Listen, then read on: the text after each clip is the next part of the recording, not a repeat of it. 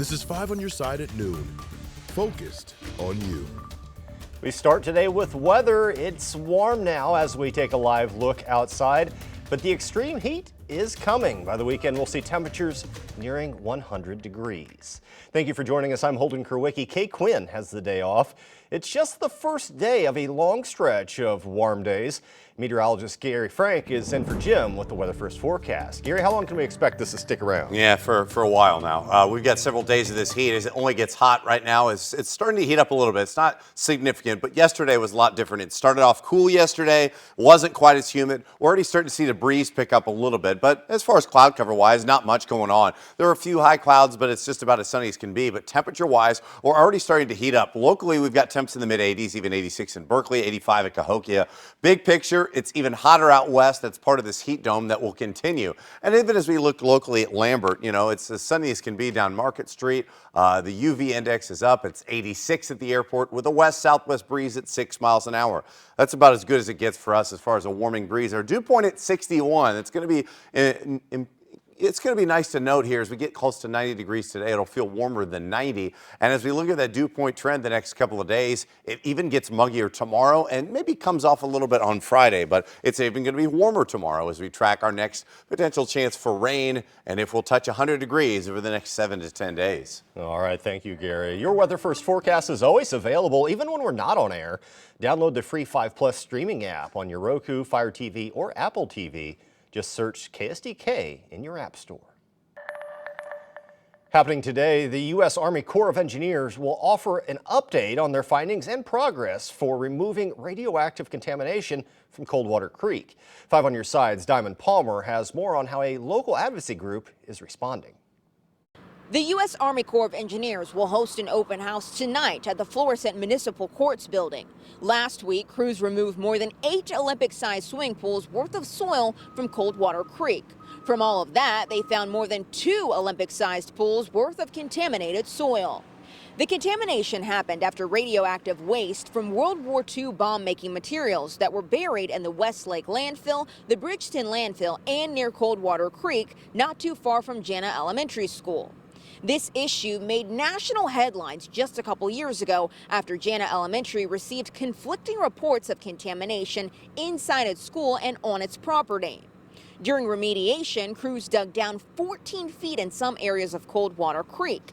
They also checked for radioactivity by monitoring the air around the work area and found no issues after removing the soil, according to them.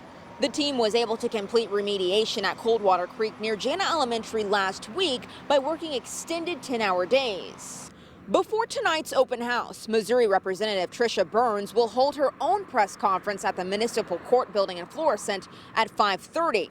You can learn more about the crew's findings during tonight's open house. That's from 6 until 8 p.m., also at the Florissant Municipal Courts building on Washington Street. There will be a presentation plus a question and answer session. The U.S. Army Corps of Engineers says they plan to remediate several other contaminated areas here in North County by the year 2035. Reporting in Florissant, Diamond Palmer, 5 on your side. We're following 2 homicide cases in the area today. The first happened last night in Wentzville. Officers responded to a shooting scene on Hidden Valley Drive and found a person had been shot to death.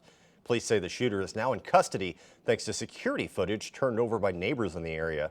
They say the shooting is a result of a domestic incident. Across the river in East St. Louis, a person is dead after being shot. It happened overnight at a housing complex on North 44th Street. Illinois State Police say the victim died at the scene. No word on what led up to that shooting.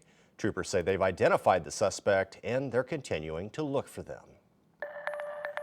St. Louis police are investigating dozens of car break-ins in one of the city's most popular neighborhoods.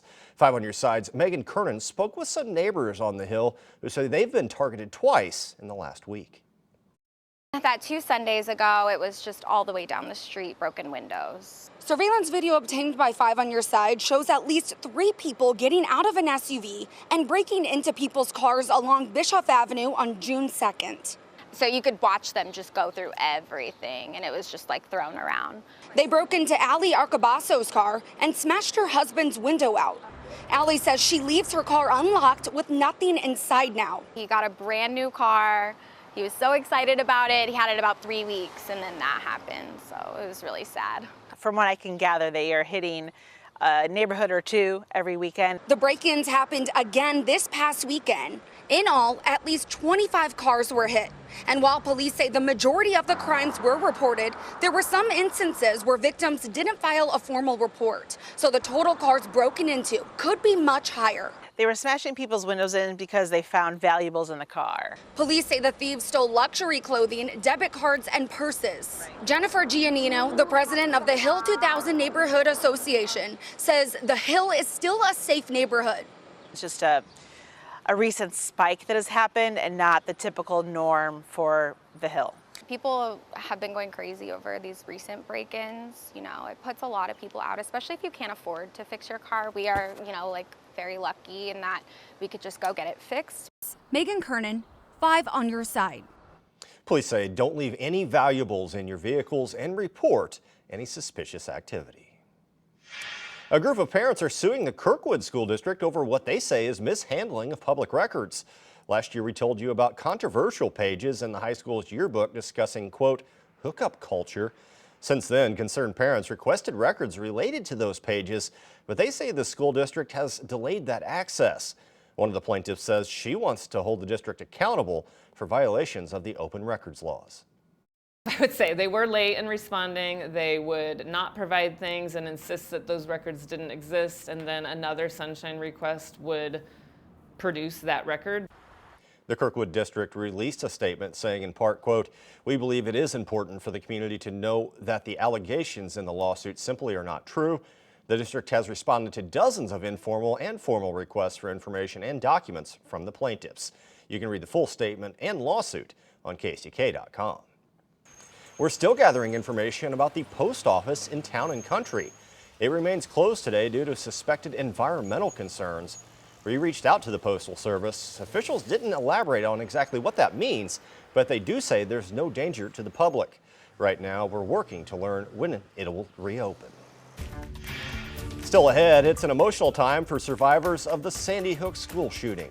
Their feelings as they graduate from high school 12 years later. Plus, frightening moments on the streets of Atlanta. A transit bus is hijacked and leads police on a chase.